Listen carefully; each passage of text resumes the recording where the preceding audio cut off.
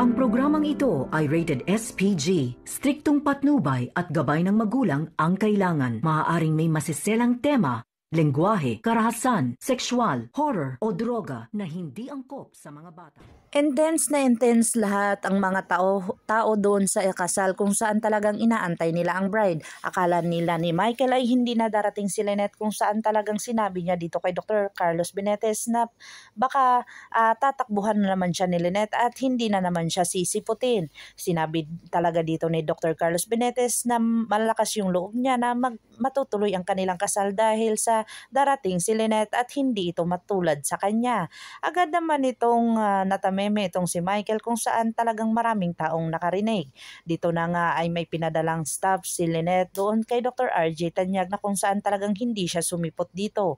Ang nilalaman ng sulat ay talagang sinabi niya dito na mas mahal kita pero hindi ko kailangang lokohin itong si Dr. Carlos Benitez dahil siya ang umalalay sa akin nung nawala ka at talagang lugmok na lugmok ako at siya ang nagmahal sa akin at hindi ko kayang saktan ang isang taong nagmamahal sa akin.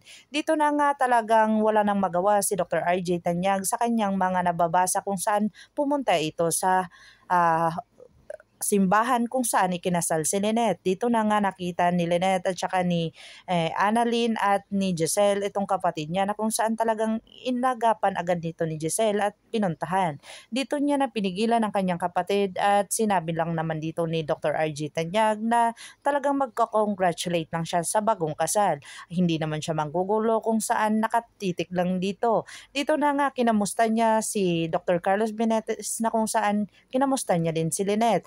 Pero ito ay muntika na naman niyang yakapin itong si Lynette kung saan mahal pa rin nila ang isa't isa at alam naman natin na hindi si Dr. Carlos Benitez ang mahal ni Lynette. Napilitan lang ito dahil naawa siya at hindi niya kayang saktan ito dahil ito ang umalalay sa kanya nung sa oras na wala si Dr. RJ Tanyag.